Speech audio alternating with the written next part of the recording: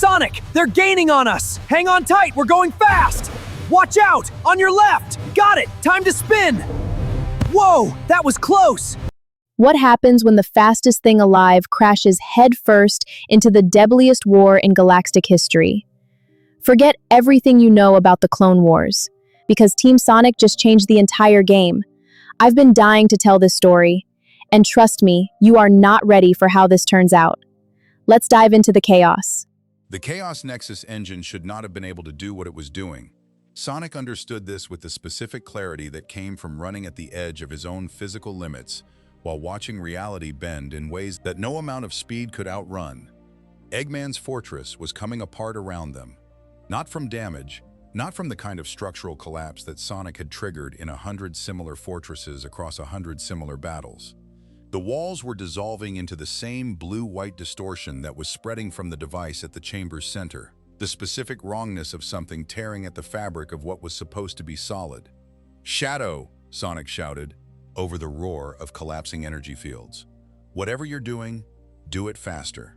"I'm aware of the time pressure," Shadow shot back, both hands extended toward the Nexus engine, the green glow of chaos control straining against something that was actively resisting containment. Silver floated 3 meters above the chamber floor, his psychokinetic field wrapped around the engine's outer casing with the specific strain of someone holding back something that genuinely did not want to be held. It's not stabilizing. Whatever Eggman built into this thing, it's designed to overload if you try to contain it. "Then we redirect instead of contain," Blaze said, the soul emeralds orbiting her in a tight formation, their fire-orange light pulsing in counterpoint to the engine's distortion. "Shadow, on my signal!" "I have a better idea," Eggman's voice boomed through the chamber's speakers, distorted by static and by something underneath the static that sounded uncomfortably like glee. "Let it overload, let reality break. When it reforms the way I want it to." "That's not how reality works, Eggman," Tails shouted, frantically working at a secondary console that he'd hacked into 30 seconds earlier, trying to find a shutdown sequence that the device's architecture didn't seem to actually contain. "Reality works however I tell it to. Once the Nexus engine finishes processing." The Chaos Emeralds, scattered across the chamber where each of them had positioned themselves, began resonating with a frequency that made Amy's teeth ache. "Sonic," she called, from her position near the chamber's entrance, hammer raised, watching for an opening that wasn't coming. "Something's wrong. The Emeralds are responding to Shadow and Silver and Blaze all at once, and they're not supposed to." "I know," Sonic shouted back, already moving, the specific blur of his speed cutting toward the Nexus engine with the singular focus of someone who had decided the only remaining option was direct intervention. He didn't reach it. The 3 separate energy signatures, Shadow's chaos control, Silver's psychokinesis, Blaze's soul emerald fire, collided in the space directly above the engine's core in a way that no one had intended and no one could have prevented. At that point, the collision did not produce destruction in any conventional sense. It produced a wound. Reality tore. Not metaphorically, the specific visual experience of the chamber's air developing a crack, a fracture that ran floor to ceiling, and that, through its edges, showed something that was not the chamber's far wall. Something that looked like stars. Something that looked like a galaxy that wasn't theirs. "Everyone get back!" Shadow screamed. Nobody got back in time. The last thing Sonic heard, falling through a darkness that had texture and weight, and the specific quality of falling through something rather than into nothing, was Eggman laughing. Then there was nothing at all. Sonic woke up face first in red dust, and the first thing he registered was that the gravity felt wrong before he registered anything else. Not wrong bad, wrong different. A few percent off from what his body had spent his entire existence calibrated to expect. The specific disorientation of a frame of reference that had quietly shifted underneath him. The second thing he registered was the sound. Weapons fire, a lot of it. The specific staccato rhythm of automatic weapons combined with something deeper, energy weapons. The kind of sound that plasma made when it cut through air, rather than the sound that gunpowder made when it propelled metal. Explosions in the distance, regular enough to suggest a sustained engagement rather than a single incident. He pushed himself up. The battlefield around him was enormous and alien and absolutely nothing like Eggman's fortress. Red rock formations rose against an orange sky. Massive insectoid structures, buildings. He understood after a confused second. Architecture built by something that wasn't human. Dotted a landscape that was currently, being fought over by two forces that registered to Sonic's threat assessment as completely unfamiliar. White armored soldiers, moving in disciplined formations. Spider-like droids, advancing with mechanical precision. He had time to register all of this, time to understand that he had crash-landed directly into the middle of an active war he had no context for, before he heard the specific click of a weapon safety disengaging 6 feet to his left. He turned. 4 armored soldiers stood in a defensive cluster. Weapons raised, their armor a patchwork of blue and standard white that suggested customization within a uniform system. The one in front, taller, positioned with the specific authority of command, had his weapon trained directly on Sonic's center. "Mass, identify yourself," the soldier said, his voice carrying through a helmet's vocoder. "Now." Sonic looked at the weapon, then at the battlefield behind the soldier, at the spider droids advancing, at more white-armored soldiers dropping from transport craft in the distance, at an entire war that he had apparently fallen directly into the middle of. "Sonic," he said, "the Hedgehog." He raised both hands slowly, the universal gesture of someone trying not to get shot. "And before you ask, no, I have no idea where I am, and yes, I'm aware this looks bad." One of the other soldiers, shorter, with a sniper configuration on his weapon, positioned at an angle that gave him a clear shot if Sonic moved wrong, made a sound that might have been a laugh under different circumstances. "Boss, this thing just fell out of the sky, and it's worried about how it looks." Sev, the lead soldier, boss apparently, said without lowering his weapon. "Not now." He kept his attention on Sonic. "You're not Separatist. Your physiology doesn't match anything in our threat database. State your business." "My business," Sonic said, "is that 20 seconds ago I was in a completely different fight, in a completely different place, and now I'm here, and I don't know how or why, and I'm guessing you're not going to believe any of that, but it's true." He glanced past Boss at the ongoing battle. "Also, you guys seem busy, and I don't want to make this worse by standing here being interrogated while spider robots advance on your position." Boss's weapon didn't waver, but something in his stance shifted slightly. "Fixer," he said, without looking away from Sonic. "Scan." A soldier with a different equipment configuration, gear suggesting technical specialization rather than combat focus, activated something on his wrist display. "Readings clean," Fixer said after a moment. "No droid signatures, no Separatist tech markers. The biological readings are..." He paused. "Boss, this doesn't match anything. Not human. Not any known species in the database. The energy signature around it is unprecedented." "Threat assessment," Boss said. "Unknown," Fixer said, "which isn't the same as hostile." The fourth soldier, who had been quiet, stepped slightly closer. Not aggressively, with a kind of curious caution that was different from Boss's professional wariness and Sev's outright suspicion. "Hey," he said. "Scorch, you said you fell out of the sky. Like, literally?" "Literally," Sonic confirmed. "That's criffing wild," Scorch said, with the specific enthusiasm of someone who found extreme circumstances entertaining rather than concerning. "Boss, can we keep this one? It's got better one-liners than half the squad." "We are not keeping it," Boss said. "I'm not an it," Sonic said, "and I appreciate the enthusiasm, but I should also mention I'm not alone. There were 6 of us when this whole thing started. If they came through the same way I did..." A sound from 40 meters away interrupted him. A smaller, lighter impact than his own arrival had been, accompanied by a yelp that Sonic recognized immediately. "Tails!" he shouted, before Boss could stop him, already moving toward the sound at a speed that made all 4 commandos flinch. Boss's weapon tracked him. "Sev," Boss said, "if it does anything." "Already got the shot," Sev confirmed, scope trained on Sonic's moving form. Sonic skidded to a stop beside a small crater where Tails was extracting himself from a tangle of his own tails, looking dazed but unhurt. "You okay, buddy?" Sonic said. "I think so," Tails said, blinking. What is this place? The readings I'm getting are..." "Sonic, this isn't our world. This isn't even close to our world." He looked past Sonic at the approaching commandos. his expression shifting from confused to fascinated with the specific rapidity that characterized Tails encountering new technology. Are those? Is that powered armor? The energy signature on those weapons is… Tails, focus, Sonic said. We're in the middle of a war we know nothing about, and there are 4 guys with very large guns currently deciding whether we're a threat, right? Tails said, sorry, threat assessment, got it. Boss arrived with his squad, weapons still raised but angled slightly lower now, a small adjustment that Sonic understood. In the language of people who pointed weapons at each other professionally, as a meaningful de-escalation. 2 of you, Boss said. Same anomaly, same unknown classification. He looked at Sonic directly. You said 6 total. Yeah, Sonic said. We got separated in transit. I don't know where the others are. Before Boss could respond, the battlefield made the decision for them. A spider droid, separated from its main formation, crested the ridge 30 meters from their position and immediately registered the cluster of human-shaped and decidedly not human-shaped figures as targets.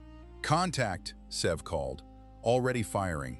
The engagement that followed lasted 90 seconds and ended with Sonic doing something that none of Delta Squad had specifically authorized, and that fundamentally altered how they perceived him for the rest of the operation. He moved. Not combat moved in the way the squad understood combat movement. He didn't take cover, didn't use the terrain, didn't fire any weapon because he was carrying none. He simply accelerated, became a blue blur that crossed the distance to the spider droid in a fraction of a second, that none of the commandos' targeting systems could properly track, and disabled it through the specific application of speed and precision that destroyed its mobility systems without firing a single shot. The droid collapsed. Sonic was standing beside its wreckage before the dust from his approach had settled. The squad stared. Right, Scorch said into the silence. We're definitely keeping this one. Sev maintained his suspicion for approximately 3 more hours, which Sonic understood after Fixer explained the broader context of clone soldiers and trust, and the specific psychology of men who had been bred for a war they had no choice in fighting was actually a relatively short window for Sev specifically. He doesn't trust outsiders, Fixer said, while they moved through the ridgeline toward Delta Squad's primary objective, a Separatist command facility that Republic intelligence had flagged as critical. Doesn't trust officers either, much. Took him a while to trust us, and we're his own squad. Why's that? Sonic said.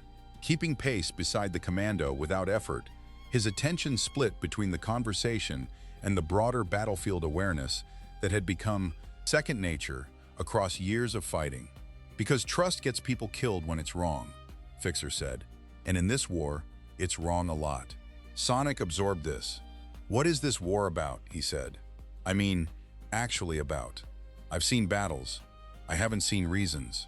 Fixer was quiet for a moment, the specific quiet of someone deciding how much honesty the question deserved. Officially, he said, the Separatists wanted independence from the Republic's corruption. The Republic's defending democracy. Officially, we're the good guys protecting a system worth protecting. He glanced at Sonic. You want to know what I actually think? Yeah, Sonic said. I think nobody fighting this war actually decided to start it, Fixer said. Not us. We were grown for it, didn't get a vote. Not the droids, they're machines. They don't get votes either. I think somewhere way above anyone on this battlefield, somebody decided this war needed to happen, and everybody down here is just doing what they were built or born or assigned to do. He paused.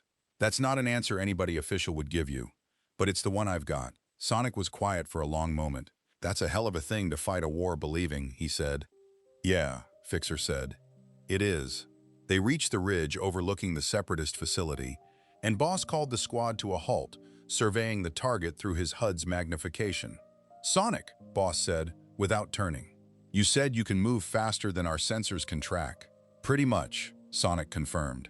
Could you get inside that facility, identify the primary command structure, and get back out without being detected? Sonic looked at the facility, at the defensive perimeter, the patrol patterns, the specific architecture of a fortified position designed by people who'd thought carefully about how to defend it. Probably, he said, but I'm not going to kill anyone in there. I want to be clear about that up front. Boss looked at him. You're a soldier who won't kill. Boss said, it wasn't quite a question. "I'm not a soldier," Sonic said. "I'm someone who fights when fighting's necessary. There's a difference, and the difference matters to me." He met Boss's visor with the specific directness that had defined every conversation Sonic had ever had about his principles. "I'll disable, I'll redirect, I'll get you the information you need. But I'm not going to start killing people because I landed in the middle of their war." Boss was quiet for a moment. "Understood," he said. Not approving, not disapproving, simply accepting the terms. "Get us the intel." Sonic moved. He was back in 4 minutes. Having mapped the entire facility's command structure, patrol rotations, and primary defensive systems without triggering a single alarm. "That's not possible," Sev said, when Sonic relayed the information. "Neither is me being here," Sonic said. "Welcome to my week." 300 kilometers away, in territory that the Separatist forces controlled more completely than the contested ground Delta Squad was operating in, Shadow opened his eyes to a sky he didn't recognize and immediately understood that something had gone catastrophically wrong with the chaos control he'd attempted. He was alone. No, not alone. He registered Silver's psychic presence nearby, faint but present, and Blaze's distinctive heat signature 30 meters east. He stood. The terrain was forested, dense, the specific architecture of growth that suggested a planet with significantly more biological complexity than the desert world he'd glimpsed before. The rupture took him. He found Silver first, recovering consciousness with the specific disorientation of someone whose powers ran on focus and concentration, neither of which were currently available. "Shadow," Silver said, blinking. "Where?" "I don't know," Shadow said. "Where's Blaze?" They found her 30 seconds later, already standing, already assessing their surroundings with the composed alertness that had defined her since her own kingdom's collapse had taught her the value of immediate situational awareness. "This isn't our world," Blaze said, without preamble. "The air composition is different. The gravity is different. Whatever Eggman's device did, it didn't do what he intended," Silver said. "Reality tore. We came through somewhere else." A sound from the tree line cut off the conversation. The specific mechanical click of weapons being readied, accompanied by the quiet movement of people who knew how to move quietly. 4 figures emerged, armor configurations similar to, but distinctly different in details from what Delta Squad wore. Weapons raised with the specific professional readiness of soldiers who had been doing this long enough that caution had become automatic rather than effortful. "Don't move," the lead soldier said. Shadow's hand moved automatically toward where a Chaos Emerald would normally be holstered, and found nothing. "The emeralds," he said quietly to Silver. "They're gone. Scattered, probably, the same way we were." "Focus," Silver murmured back. The lead soldier, shorter than the others, with the specific tension of someone managing significant internal caution, kept his weapon trained on Shadow specifically. "You're Force users," he said. "Jedi." "We're not Jedi," Shadow said. "Then what are you?" Shadow considered the question with the specific honesty that defined most of his interactions. "We're not from here," he said. "Not from your war.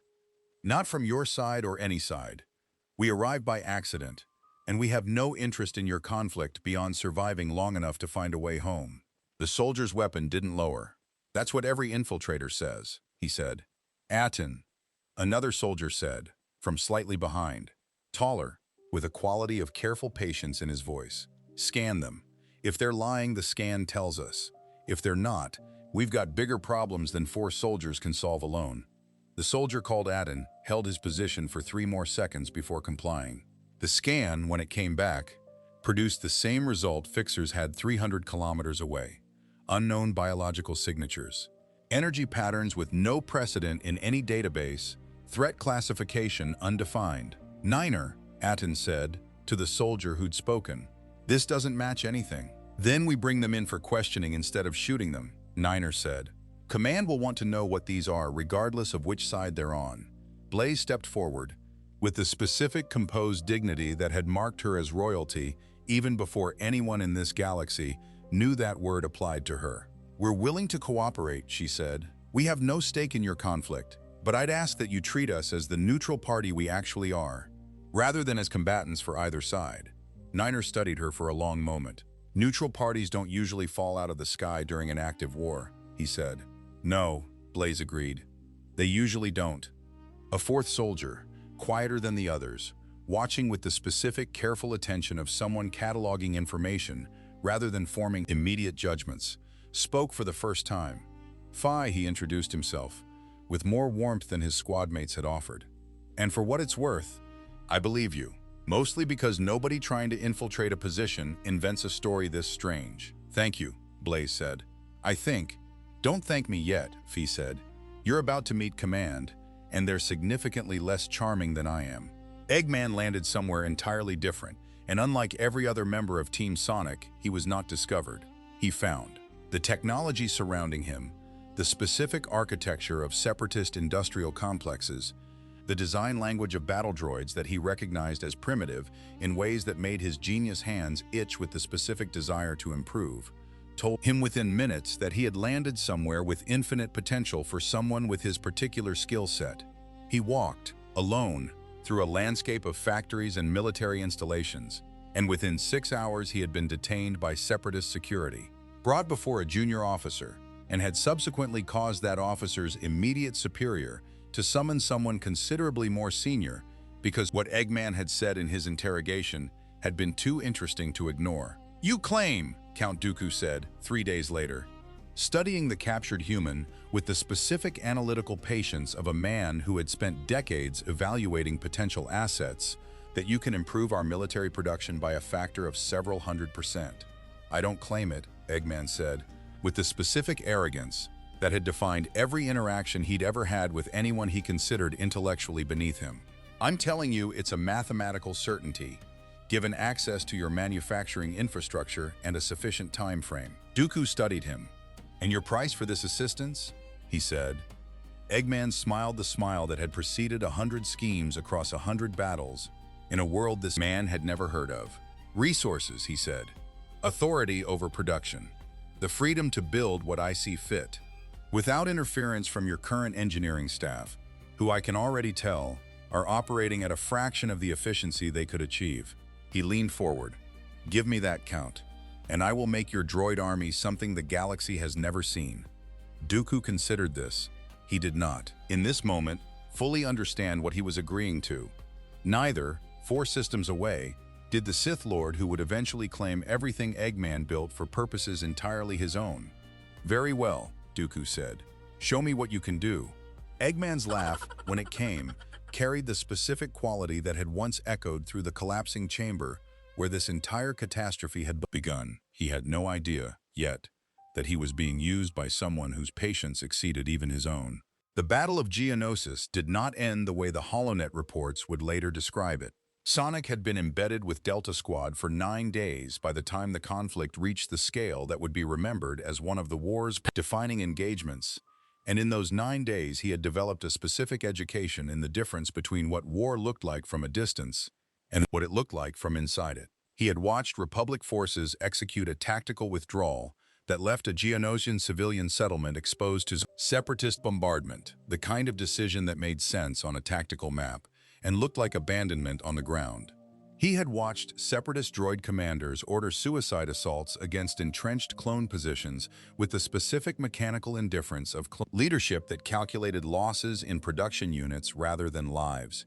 He had watched clone troopers, identical faces, identical voices, individuals who had developed names and personalities and specific small rebellions against their uniform identical nature, die in numbers that the Republic's command structure treated as acceptable attrition. "Tell me something," he said to Boss during a rare lull in the fighting.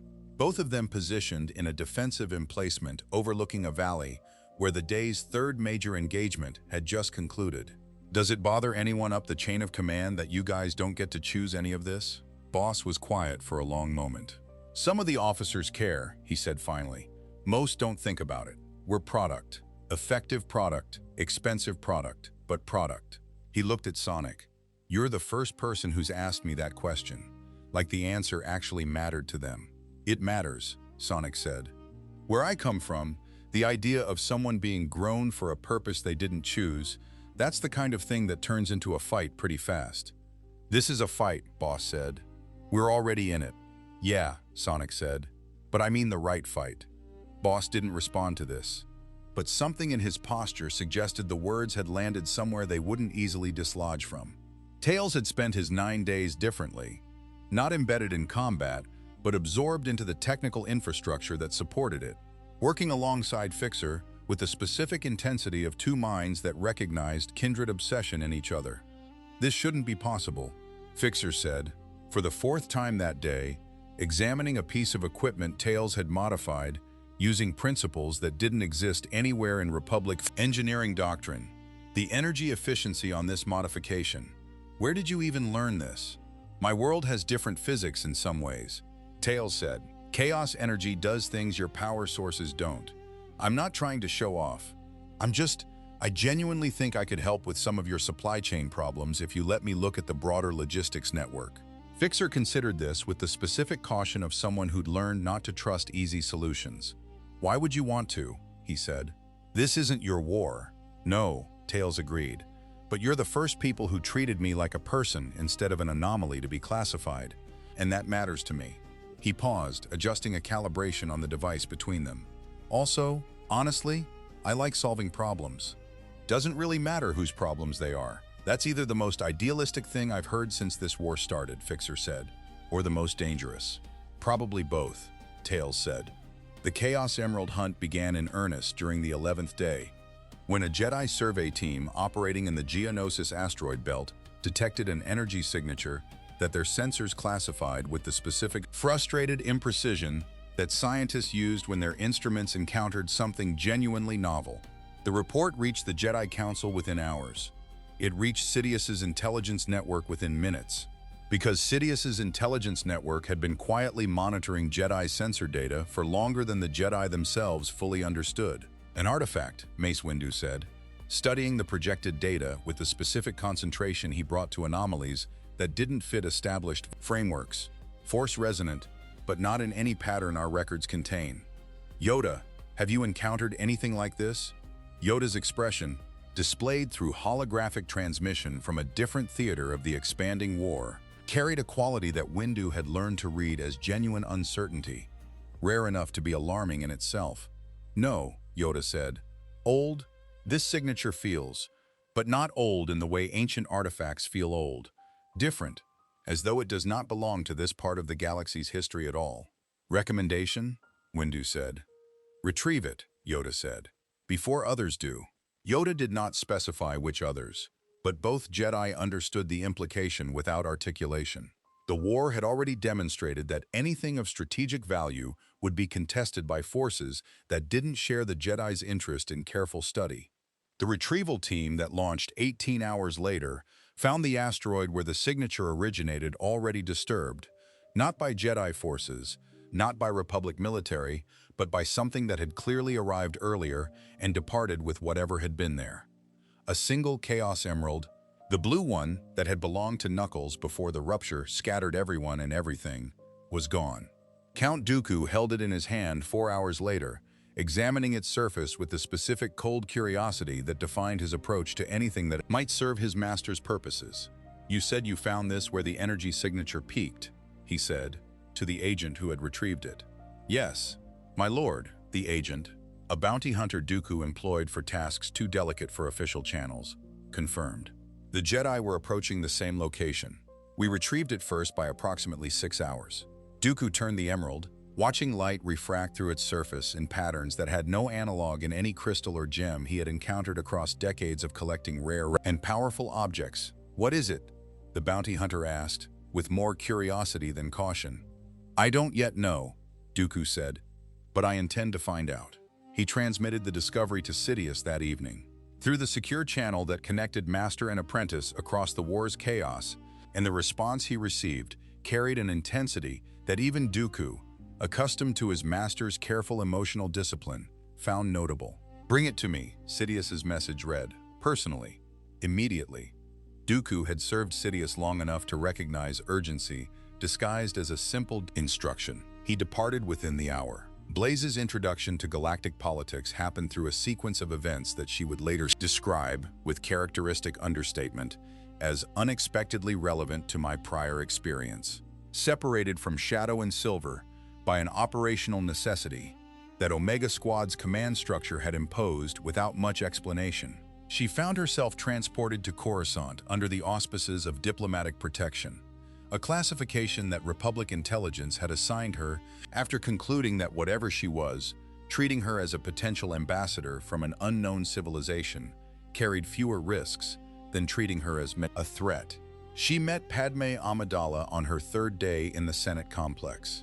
"You're the one everyone's been discussing," Padme said, approaching with the specific directness that had made her an effective senator despite her relative youth. The unclassified entity from the Geonosis incident reports. Blaze said. "And I suspect unclassified entity is a more dignified term than several others I've heard applied to me." Padme's expression carried genuine amusement. "I've been called worse things than unclassified entity on the Senate floor. You get used to it." They talked for 3 hours that first meeting, and Blaze understood within the first 30 minutes that she had found someone whose mind operated with the kind of clarity her own kingdom's collapse had taught her to recognize as rare and valuable. "Your Republic," Blaze said carefully, near the end of their conversation, "reminds me of something I experienced personally, a system that believed its own stability was permanent right up until it wasn't." "What happened to your system?" Padme asked. "It fell," Blaze said simply. "Not through invasion, through erosion, through the slow accumulation of compromises that each seemed reasonable in isolation, until the foundation had been hollowed out without anyone choosing that outcome directly." Padme was quiet for a long moment. "That's an uncomfortable thing to hear about your own government," she said. "I'm not from your government," Blaze said, "which is precisely why I can say it without the specific fear that comes from having a stake in not seeing it." Padme studied her. "Would you be willing to speak with some colleagues of mine," she said. "People who've been having similar conversations, quietly, about where this war is leading us." "I would be very willing," Blaze said. The conversation that followed, 3 days later, in a private chamber that Bail Organa had arranged with the specific discretion of someone already accustomed to operating below the Senate's visible surface, marked the beginning of something that none of the participants fully recognized in the moment. The Emergency Powers Act granted the Chancellor authority that, strictly read, has no clear sunset provision, Mon Mothma said, laying out the legal architecture with the precision of someone who had spent considerable time studying its implications. If the war continues indefinitely, and wars, historically, tend to continue longer than anyone initially predicts, those powers could become permanent in practice, regardless of their temporary classification. "You're describing the mechanics of how a republic becomes something else," Blaze said. "Not through dramatic seizure of power, through the quiet permanence of what was supposed to be temporary." The room was quiet. "You've seen this before," Bail Organa said. "I've lived through something with the same shape," Blaze said. "The details differ. The underlying structure does not." "What did you do?" Padme asked. "When you recognized it?" Blaze considered the question with the specific honesty that her years of leadership had taught her to bring to difficult retrospection. "I acted too slowly," she said. "I believed, for longer than I should have, that the institutions I trusted would correct themselves. They didn't. By the time I understood that correction required intervention rather than patience, significant damage had already occurred." She met Padme's eyes directly. "I'm telling you this so that you understand the cost of waiting, not to alarm you unnecessarily, to inform a choice you may need to make sooner than feels comfortable." Nat quote. The conversation continued for hours, and by its end, 4 people who had not previously coordinated their concerns about the Republic's trajectory had begun, however informally, to imagine what resistance to that trajectory might eventually require. None of them called it a rebellion, not yet, but the foundation had been laid years before any equivalent conversation occurred in the timeline this galaxy had been following before 6 strangers fell out of the sky. Silver found the first thread of the larger conspiracy during a routine intelligence gathering operation that Omega Squad had not initially intended to involve him in at all. "You don't need to come," Niner had said, briefing the squad on a data retrieval mission targeting a Separatist communications relay. "This is standard infiltration. Stealth in. Grab the data. Out." "I want to come," Silver said. "My abilities are useful for exactly this kind of work, and I'd rather contribute something concrete than sit here while you risk yourselves." Niner had looked at him for a long moment, then made the assessment that had become standard across his interactions with Silver over the preceding weeks.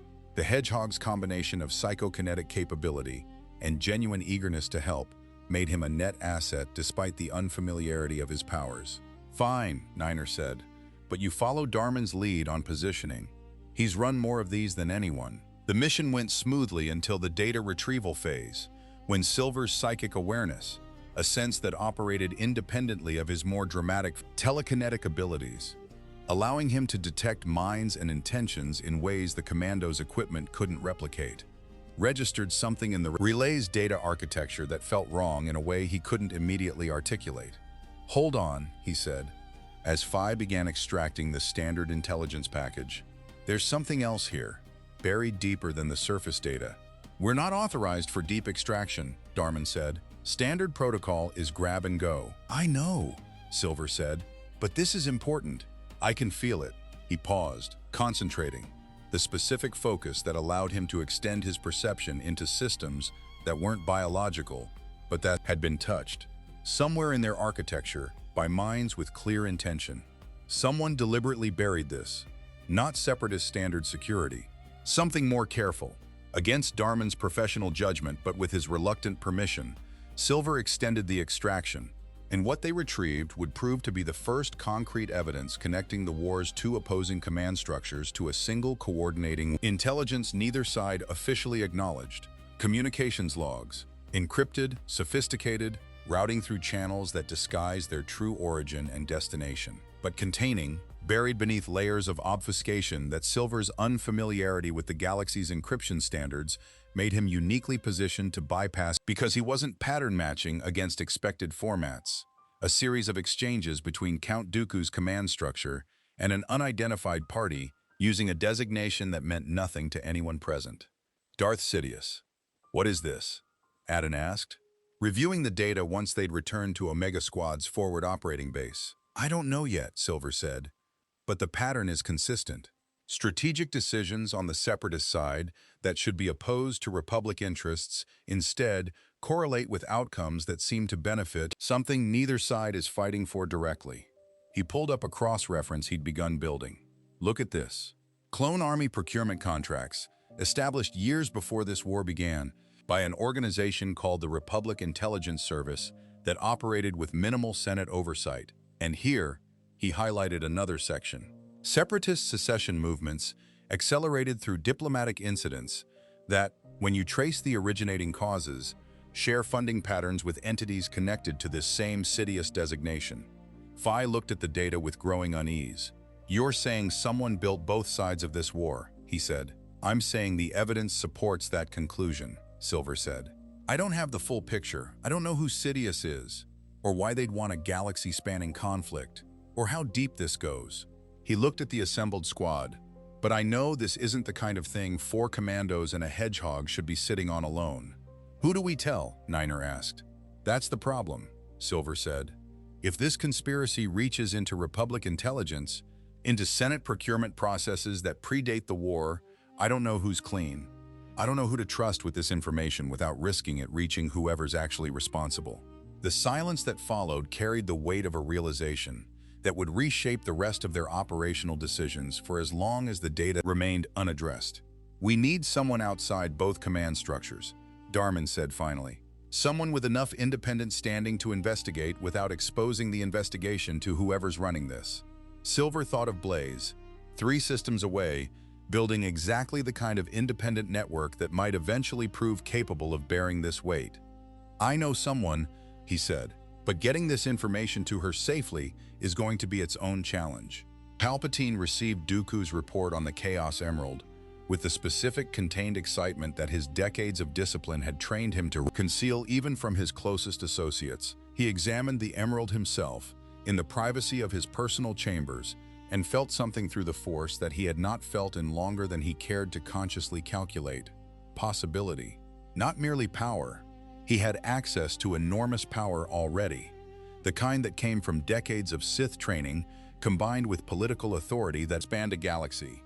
This was something different, a power source that existed outside the established categories his understanding of the Force had constructed, that responded to emotion and intention in ways that suggested entirely new applications for influence and control. He thought, immediately, of the reports his intelligence networks had compiled on the other anomalies, Sonic, embedded with a Republic Commando squad on Geonosis, Shadow, operating with a Black Ops team in contested Separatist territory. Both of them, his careful research suggested, carried wounds that mirrored the wound he had already identified in Anakin Skywalker. Sonic's optimism, he suspected, masked something darker, the specific quality of someone who had never permitted himself to fully process loss, who deflected grief through humor and motion rather than confronting it directly. Palpatine had encountered this pattern before. It always eventually demanded acknowledgement.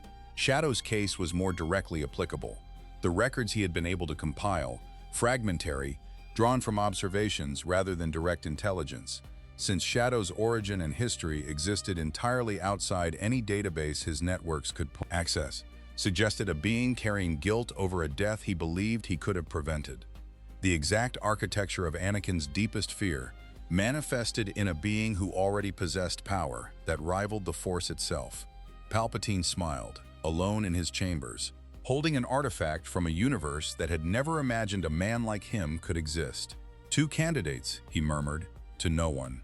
Perhaps even 3, if young Skywalker's path requires reinforcement.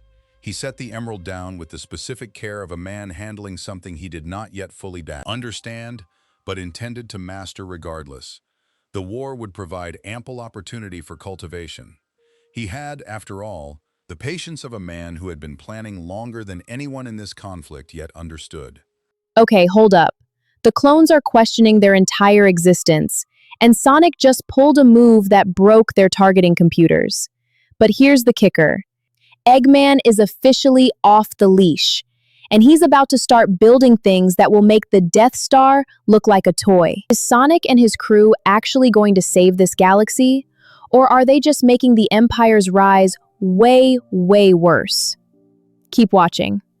Sev went missing on Kashyyyk 11 weeks after Sonic first crashed into Delta Squad's mission. Exactly the way the histories that would never be written about this particular timeline would record it. And Sonic understood, watching the transport ship lift off without their 4th squad member, that something fundamental had shifted in how he experienced this war. "We can't go back for him," Boss said, his voice carrying a flatness that Sonic had learned, over 11 weeks of fighting alongside him, indicated profound strain rather than indifference. Mission parameters don't allow it. Commands already designated him KIA for operational purposes. "He's not dead," Sonic said. "You don't know that." "I don't know he's alive either," Boss said. "And in this line of work, you learn to operate on what you know, not what you hope." Sonic looked at the wreckage of the engagement they were leaving behind. The Trandoshan slaving Operation Sev had been investigating alone when contact had been lost. The specific brutal context of a mission that had gone from straightforward reconnaissance to something considerably darker within hours. "I'm not leaving him," Sonic said. "That's not your call," Boss said. "It's not yours either," Sonic shot back, with more heat than he'd directed at any of Delta Squad across their 11 weeks together. "You said it yourself. Command designated him KIA for operational purposes. That's bureaucracy talking, not certainty. I've watched this whole war pretend that clone lives are statistics instead of people, and I am not doing that to Sev.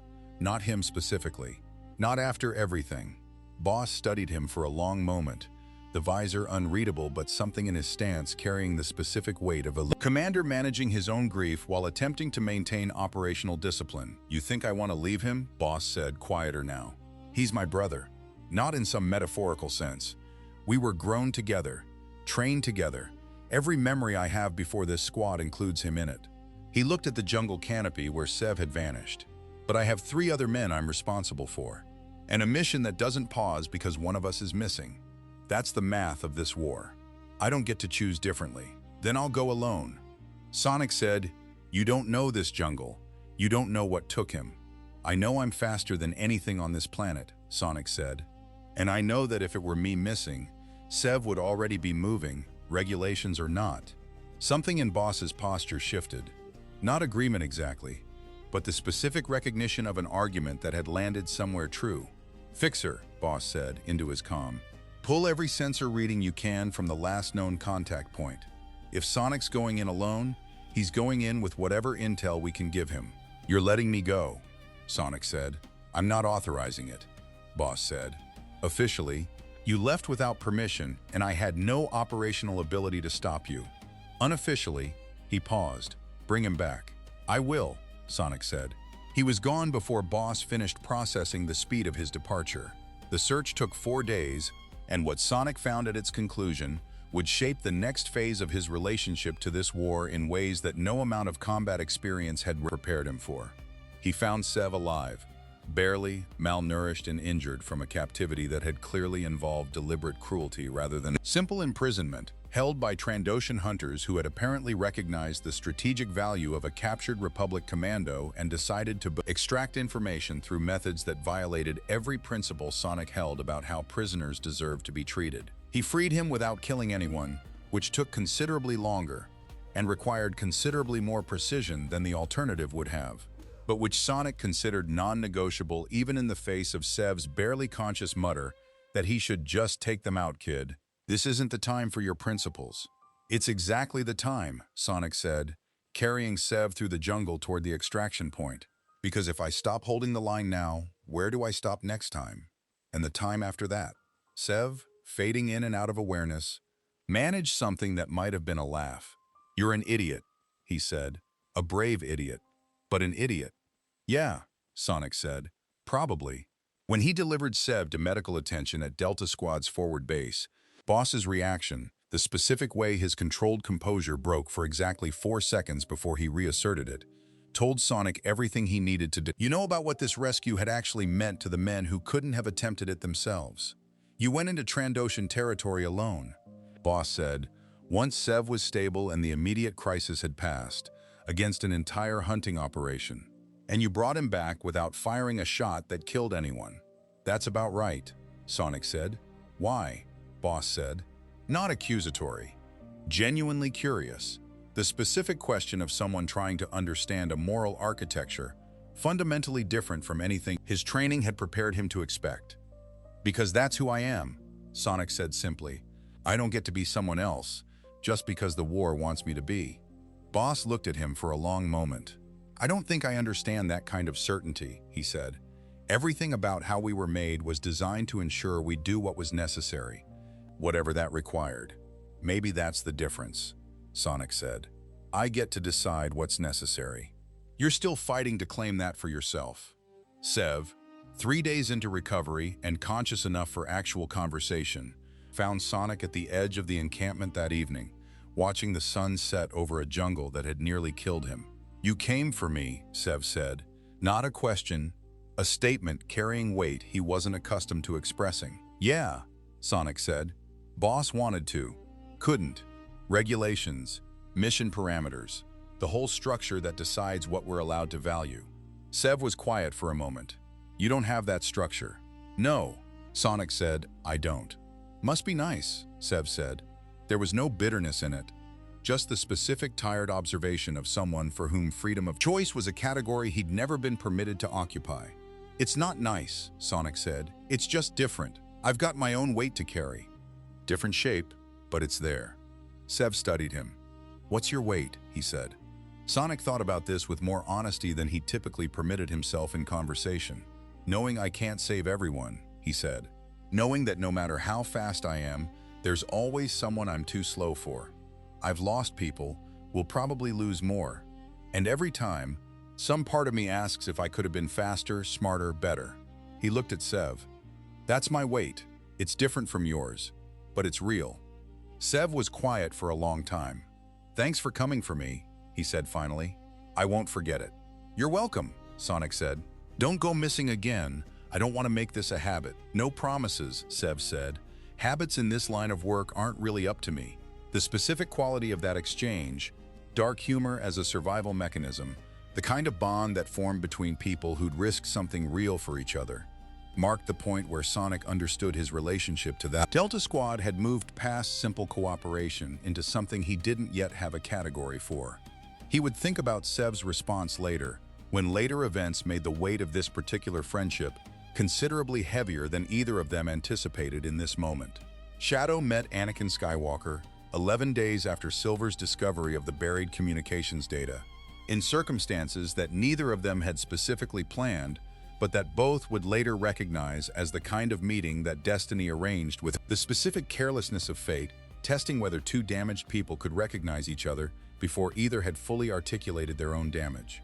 Omega Squad's operation had required coordination with a Jedi-led strike force, and Anakin, still a Padawan, though the title felt increasingly thin against the responsibilities he was already shouldering, had been assigned to liaise with the unconventional Black Ops team that Republic intelligence still couldn't fully classify. He found Shadow standing apart from the rest of the assembled forces, the specific posture of someone who had learned to exist at distance from groups, even when cooperation required proximity. "You're the one they can't classify," Anakin said, approaching with the directness that had defined him since his earliest training. "Force-resistant, but not Force-blind. Powerful, but not Jedi or Sith. You're the chosen one everyone whispers about," Shadow said, without turning. "Powerful, but not yet trusted with the responsibility that power demands." Anakin's jaw tightened slightly. "That's a harsh assessment from someone who just met me." "I've watched you for the past hour," Shadow said. "Your fighting style. Your interactions with the troopers. The way you look at the Jedi Council representatives when they're not watching you." He turned, finally, meeting Anakin's eyes directly. "You're carrying something. I recognize the shape of it because I carry something similar." "What would you know about what I carry?" Anakin said, the edge in his voice carrying more than simple offense. "Grief," Shadow said. "Guilt.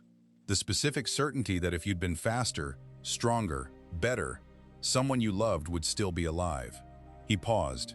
"I had a sister, not by blood, by choice, by bond, by everything that actually matters about family. Her name was Maria. I watched her die, protecting something she believed was worth dying for. And I have spent every day since wondering if I could have saved her if I'd acted differently." Anakin's expression shifted. The specific recognition of someone encountering an unexpected mirror. "Who was she?" he said, quieter now. "My family," Shadow said simply, "and before you ask, I don't know who you've lost or who you're afraid of losing. But I recognize the weight in how you carry yourself, the specific exhaustion of someone who's decided that strength is the only acceptable response to fear." Anakin was quiet for a long moment. "My mother," he said finally. "She's still alive, as far as I know. But I left her enslaved on Tatooine when I was taken to become a Jedi, and I've spent every year since wondering if I made the right choice. Wondering if I should have refused training and stayed to free her myself. And the Jedi tell you that attachment is dangerous," Shadow said. "That love creates vulnerability. The Order can't afford." "How did you know that?" Anakin said. "Because every institution that asks people to be weapons eventually decides that love is the variable that makes weapons unreliable," Shadow said. "I've heard versions of that argument before, in different contexts. It's never been true. Love isn't the vulnerability.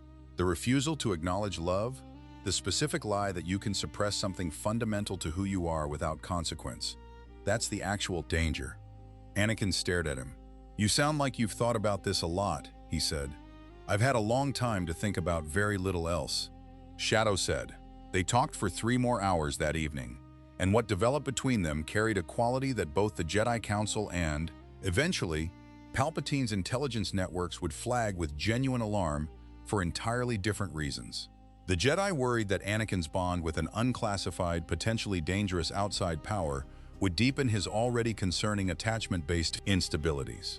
Palpatine worried, with considerably more accurate insight, that two beings who might independently have been guided toward darkness through isolation and unprocessed grief might instead help each other process those exact wounds in ways that made his careful cultivation strategy considerably less viable.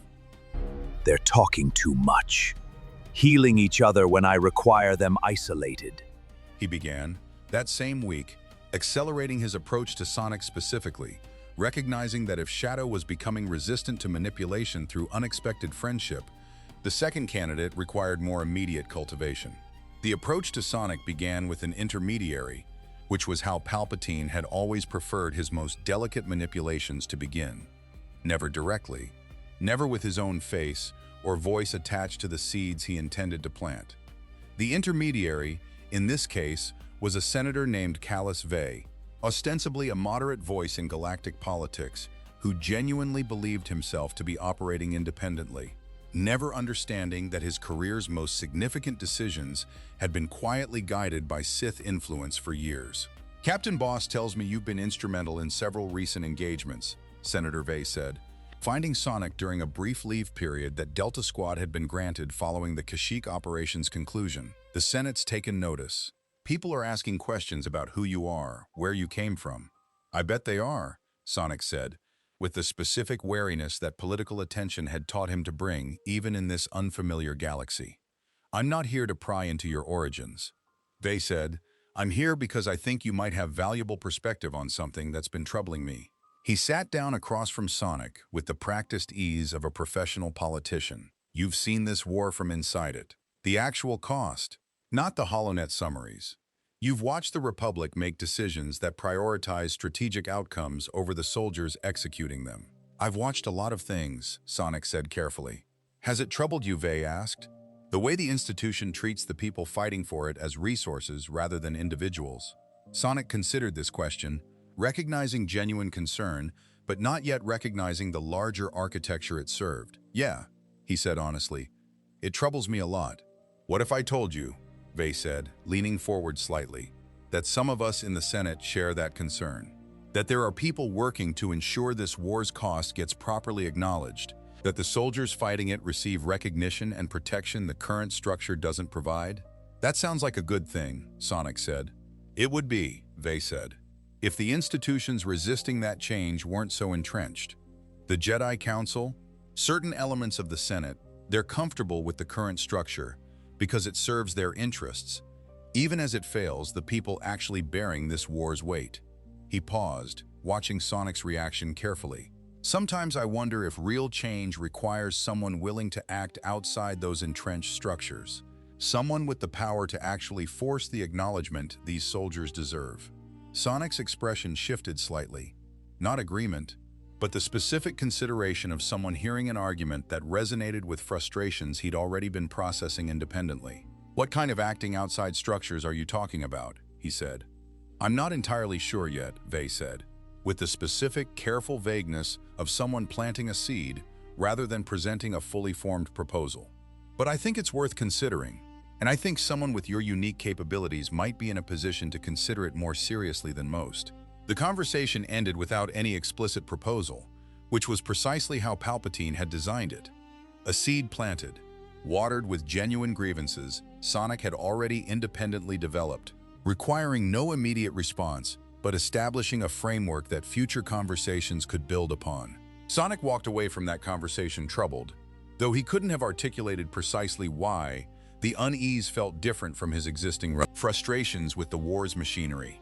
Amy noticed the difference immediately. "You've been quiet since you got back from leave," she said, that evening finding him sitting alone at the edge of Delta Squad's encampment. "Just thinking," Sonic said. "About? About whether the people running this war actually deserve to keep running it," Sonic said. "About whether sometimes the right thing requires going around the institutions instead of through them." Amy studied him with the specific, careful attention that had defined her role in his life since long before this entire crisis began. "That doesn't sound like you," she said. "Maybe it's the version of me this war is creating," Sonic said. "Or maybe," Amy said, "someone's been talking to you who wants you to think that way." She sat down beside him. "Sonic, I love you, and I trust you more than almost anyone. But I also know you've never once, in all the time I've known you, talked about going around institutions to force change through power. That's not who you are. That's not how you fight." Sonic was quiet for a long moment. "What if this war is different?" he said. "What if the normal way doesn't work here? Then we find a different normal way," Amy said. "Not a way that requires you to become someone you're not." She took his hand. "I need you to promise me something." "What?" "That if you start feeling pulled toward something that doesn't feel like you, toward power, toward force, toward solving things by becoming something darker, you'll tell me, before you act on it, not after." Sonic looked at her, and something in her expression, the specific fear of someone who had watched this exact pattern develop in others without recognizing it until too late, made him understand the weight of what she was asking. "I promise," he said. He meant it. But somewhere in a private chamber on Coruscant, a Sith Lord who had spent decades perfecting the art of patient cultivation noted, through intermediaries who never fully understood their own role in his design, that the seed had been planted successfully. The harvest would simply take time. Dooku's assassination attempt against Padme and Amy launched simultaneously, on the same evening, across two systems separated by enough distance that coordination between the two operations required the kind of careful timing that suggested orchestration from someone with comprehensive oversight of both targets' significance. Padme survived hers through the specific combination of trained instinct and the protective presence of Anakin, who had developed, across the preceding weeks, a specific protective intensity toward her that the Jedi Council had begun to flag as concerning attachment. Amy's assassination attempt unfolded differently. She had been at Delta Squad's encampment, separated from Sonic by a supply mission he'd been running with Tails 3 systems away when the attack came, not a direct assault, but the kind of carefully orchestrated incident designed to appear like collateral damage from ongoing combat operations rather than deliberate targeting.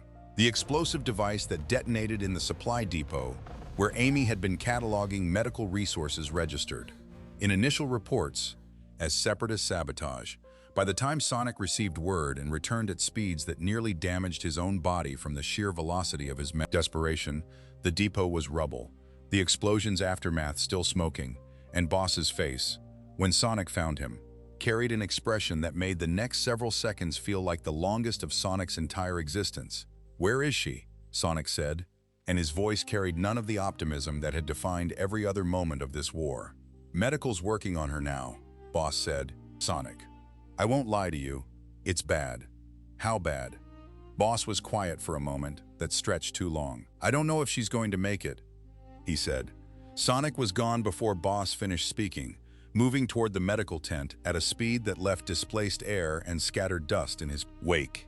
And what he found there, Amy, unconscious, surrounded by medical droids working with the specific frantic efficiency of professionals managing a crisis that exceeded normal parameters, broke something in him that he hadn't fully understood was breakable until this exact moment.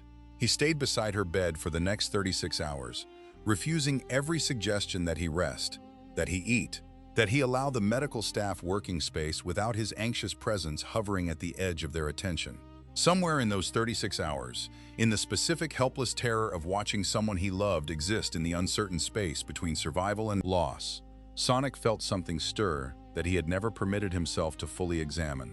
Not grief yet. Grief required certainty, and certainty hadn't arrived. Something darker, something that existed in the space before grief, in the territory where rage and fear and helplessness combined into a pressure that demanded release, through action, through power, through anything that might restore some semblance of control over a situation that had stripped every illusion of control away.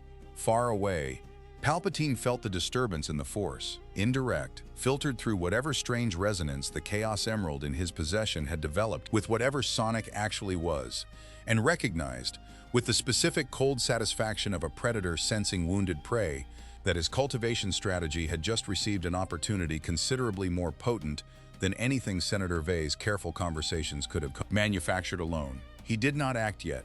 Patience, as always, remained his most reliable tool. But he began, quietly, preparing the next phase of an approach that no longer required intermediaries. Amy woke up on the 3rd day. Sonic was there, had been there continuously, through 36 hours that had become 72, refusing every offer of relief from Boss, or Fixer, or Tails, who had finally arrived with a transport's worth of medical supplies and the specific guilt of someone who had been 3 systems away when it mattered most. Her eyes opened slowly, finding the ceiling first, then his face, and the relief that crossed her expression carried a quality that broke something loose in Sonic's chest that he'd been holding rigid for 3 days. Hey, Hey, you look terrible. you should see yourself. Weak Chuckif. "What happened?" she asked. "Explosion." Sonic said, "Supply depot. They're calling it Separatist sabotage, but..." He stopped. "But you don't believe that," Amy said. "I don't believe anything anymore," Sonic said, "except that you're awake, and that's the only thing that's mattered for 3 days." Amy reached for his hand, and he took it with the specific gentleness of someone afraid that anything firmer might somehow undo the fragile fact of her survival. I need to tell you something, she said, while I'm thinking clearly enough to say it right. What? Whatever you felt, she said. While I was unconscious, whatever darkness tried to get in. I need you to tell me about it. Not because I think you did anything wrong, because I think you made a promise. And I think this is exactly the moment that promise was meant for.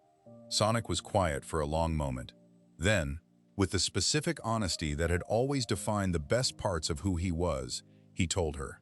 About the rage, about the helplessness, about the specific pressure that had built in him during those 36 hours of uncertainty, demanding release through power, through force, through anything that might restore control he'd never actually possessed. Amy listened without judgment. That's the same thing Palpatine's been cultivating, she said when he finished. I don't know if he caused this specific attack, but I know he's been watching for exactly this kind of opening. How do you know that? Sonic said. Because Blaze sent word through Padme's network 3 days ago, Amy said. Before the attack, Silver found evidence connecting Dooku's communications to someone called Sidious, someone who's apparently been orchestrating both sides of this entire war. She squeezed his hand. And someone's been talking to you, Senator Vey, right?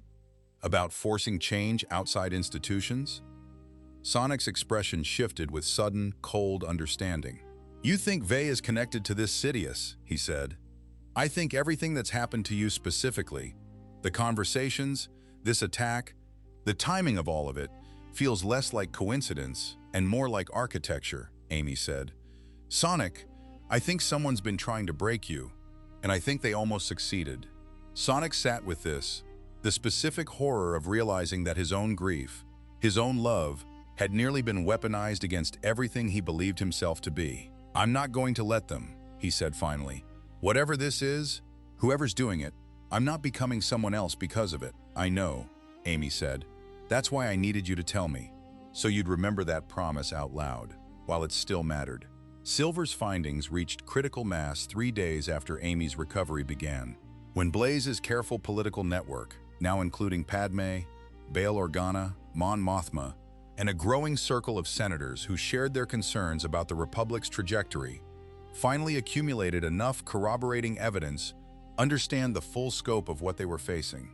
It's not just Dooku and an unidentified Sith Lord, Silver explained. In a secure meeting that had required considerable effort to arrange without alerting whatever surveillance network monitored Republic communications. The clone army's origins trace back to a contract initiated years before this war's official outbreak. The separatist secession movements were accelerated through deliberately provoked diplomatic incidents. The entire structure of this conflict was designed, from its foundation, by someone with comprehensive influence over both sides. Designed for what purpose? Mon Mothma asked. I don't know yet, Silver said, but every pattern I've traced points toward consolidation of power, toward an outcome where the Republic's current structure, messy, democratic, full of competing interests, gets replaced by something more centralized, something with a single point of authority that this war's chaos would make seem necessary, even welcome. You're describing the death of the Republic, Bail Organa said quietly. I'm describing evidence that someone is actively working toward that outcome, Silver said.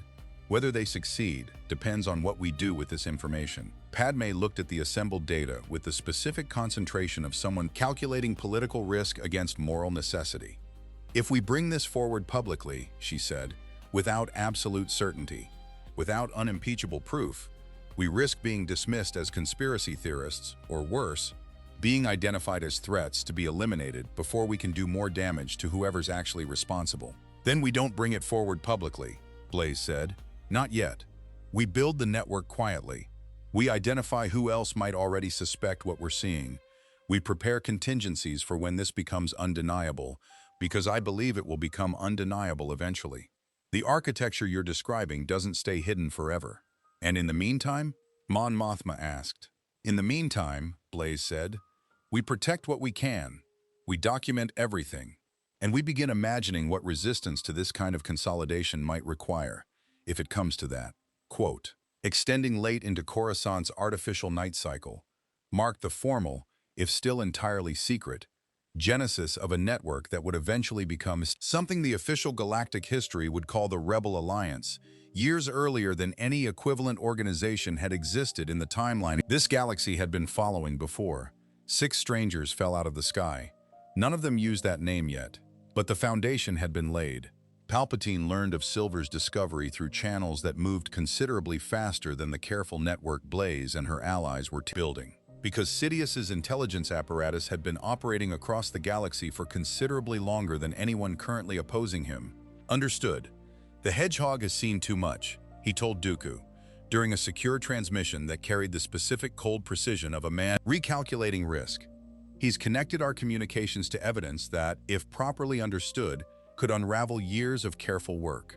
You want him eliminated, Dooku said. I want him contained, Palpatine corrected. Eliminated draws attention. Contained, properly executed, simply removes a complication without generating the kind of investigation that elimination invites. And if containment isn't possible, then elimination becomes necessary, Palpatine said. But I would prefer to preserve options where preservation remains viable. He paused. Send your most capable operatives. I want this handled before the Omega Squad's reports propagate further through whatever network they're building. Dooku's operatives located Silver 4 days later, during a routine supply run that Omega Squad had assigned him while the rest of the team conducted a reconnaissance mission too dangerous for non-combat trained personnel. The ambush was professional, well-coordinated, and nearly successful. 3 trained assassins against a single Hedgehog whose psychokinetic abilities, while formidable, had never been tested against opponents, specifically briefed on his capabilities and prepared to counter them. He survived through a combination of his own resourcefulness and the timely intervention of Foy, who had grown suspicious of the supply run's unusual routing and followed at a discreet distance that proved, in retrospect, to be the deciding factor in the engagement's outcome. They knew exactly what I could do, Silver said, afterward, still processing the specific violation of having been hunted by people who'd studied him as a problem to be solved. They had countermeasures prepared. That's not random measure own. Separatist aggression. That's targeted. Palpatine, Foy said. Has to be. Which means he knows what we found, Silver said. Which means our window for staying hidden just closed considerably faster than we hoped.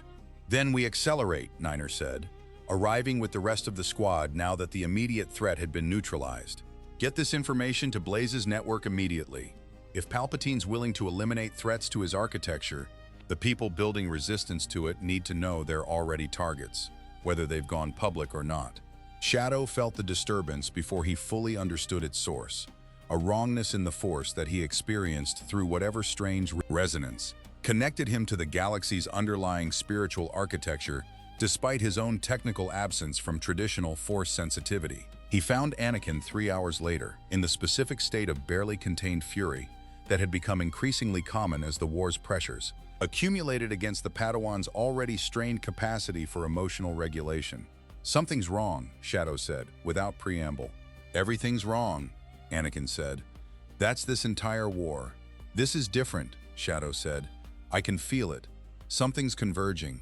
Multiple threats, multiple targets, all of it happening simultaneously. Anakin studied him with the specific intensity that had defined their growing friendship since their first meeting. You think this is Palpatine, he said. It wasn't quite a question. You know about Palpatine? Shadow said, surprised. I know the Chancellor's been very interested in my development, Anakin said. Very supportive, in ways the Jedi Council isn't. I've been having dinner with him regularly. He understands things about attachment, about fear, about the burden of power that the Council pretends don't matter. He paused. You think he's dangerous? I think, Shadow said carefully, that anyone who positions himself as the only one who understands your pain, while the people who should be helping you process that pain remain distant or dismissive, that's not coincidence. That's cultivation. Anakin's expression hardened. You're saying the Chancellor is manipulating me. I'm saying I've watched the same pattern play out with someone else, Shadow said. Sonic's been approached too. Different intermediary. Same underlying architecture. Someone's been studying both of us, identifying our specific wounds, and offering exactly the kind of validation that makes those wounds feel less isolating. He met Anakin's eyes. That's not friendship. That's exploitation disguised as understanding. And if you're wrong, Anakin said, if the Chancellor genuinely cares, and you're poisoning the one relationship where someone actually sees me, then I'm wrong, Shadow said, "and I'll have wasted your time with unfounded paranoia." But Anakin, Silver found evidence. Connections between Dooku's communications and someone called Sidious. Patterns that suggest this entire war was architected by a single hidden intelligence. He paused. "I don't know yet that Palpatine and Sidious are the same person, but I know the timing of your relationship with the Chancellor and the timing of this war's escalation, and the timing of attacks against people investigating the war's origins. None of it feels coincidental to me." Anakin was quiet for a long moment. The specific internal conflict of someone confronting evidence that contradicted a relationship he'd come to rely on for emotional validation. "I need to think about this," he said finally. "That's all I'm asking," Shadow said. He left Anakin with that uncertainty. Understanding that planting doubt in an established trust required patience, he wasn't entirely confident the war's accelerating timeline would permit.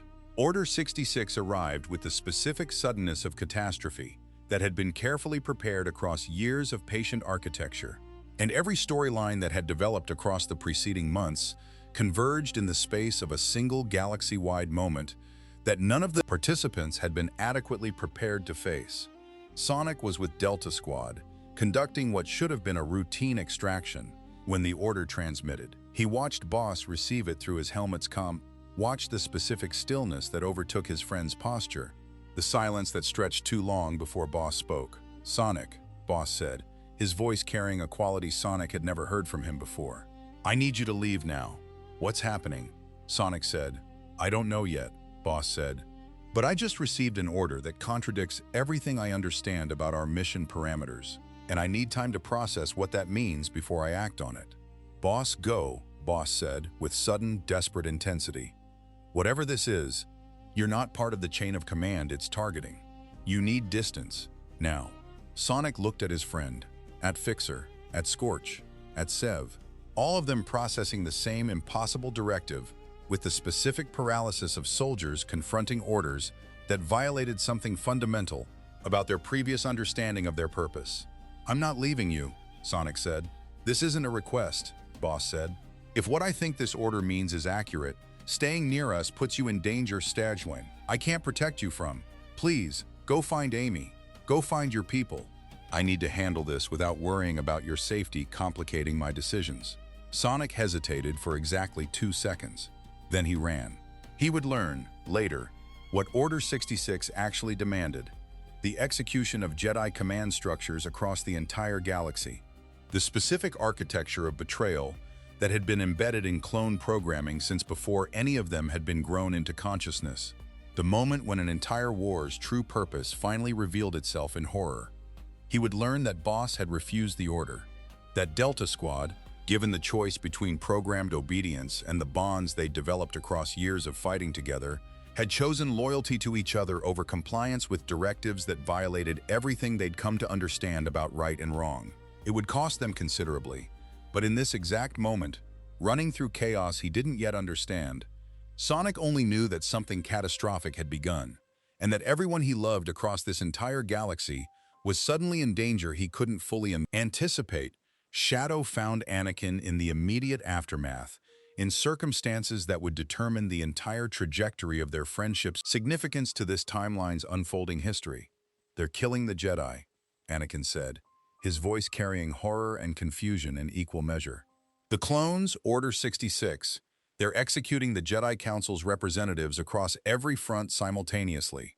"Palpatine," Shadow said. "I don't." Anakin stopped. "I need to find Obi-Wan. I need to find Padme. You need to think clearly," Shadow said, gripping his shoulder with the specific firmness of someone trying to anchor a person to reality through physical contact.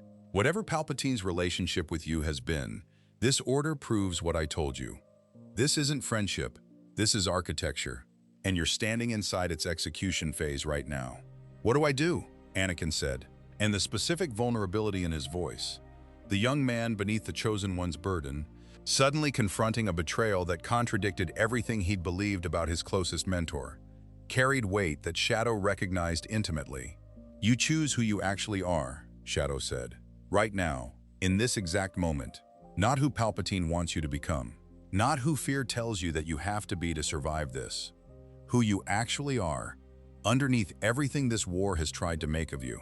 Anakin looked at him, and for a moment, Shadow watched something resolve in his expression. The specific clarity of someone choosing, deliberately and consciously, the direction his life would take. "I need to get to Padme," Anakin said. "I need to make sure she's safe. And then I need to find out exactly what Palpatine's done, and stop him before this gets worse." "I'll help you," Shadow said. "Why?" Anakin asked. "This isn't your war. You could leave right now, find a way home, let this entire galaxy handle its own catastrophe." "Because Maria died believing people are worth saving," Shadow said, "and I've spent years carrying guilt over whether I honored that belief sufficiently. This is exactly the kind of moment that belief was meant for." He met Anakin's eyes. "We're in this together. Whatever happens next." The galaxy that emerged from Order 66's immediate aftermath bore little resemblance to the timeline that should have unfolded without 6 strangers falling out of the sky months earlier. The Jedi Order did not fall completely. Delta Squad's refusal of their execution orders replicated independently across several other commando units who had developed similar bonds with their Jedi liaisons, preserved enough of the Order's leadership structure to maintain organized resistance rather than complete annihilation. Anakin Skywalker did not fall to the dark side. Shadow's intervention, combined with the foundation of trust he'd built with Sonic and the broader network Amy and Blaze had cultivated, provided exactly the kind of support structure that the original timeline's Anakin had been denied: the specific presence of people who understood his pain without exploiting it. Palpatine's transition to Emperor stalled. Incomplete, his carefully orchestrated consolidation of power, disrupted by a resistance network that had begun organizing years before any equivalent structure existed in the timeline that should have been. But the cost had not been small. Boss died protecting Fixer and Scorch from clone units that had not refused their orders, in a final stand that Sonic arrived too late to prevent, despite running faster than he had ever run in his entire existence. Sev survived, but carried wounds, physical and otherwise, that would shape the rest of his considerably shortened life. Silver's network of evidence, eventually made public through careful coordination between Blaze's political allies and Republic intelligence officers who had finally recognized the conspiracy's true scope, sparked a galaxy-wide reckoning that would take years to fully resolve. Eggman, discovering too late that he had been Palpatine's tool rather than Dooku's valued ally, found himself stranded in a separatist remnant that no longer had use for him, forced to flee with technology he'd developed, and a bitterness about his own manipulation that mirrored, in its specific irony, the manipulation he'd attempted against Sonic's entire world before any of this began. Sonic stood, months later, in a quiet moment that the surviving members of his original team had managed to carve out amid the galaxy's ongoing reconstruction, looking at a sky that had become, against every probability, somewhere he understood rather than merely survived. We're not going home soon, are we? No, I don't think we are. Does that scare you? Sonic thought about Boss, about Sev, about a galaxy that had taught him more about the weight of choice than any battle against Eggman ever had. "It used to," he said. "Now I think we're exactly where we're supposed to be, helping build something worth believing in."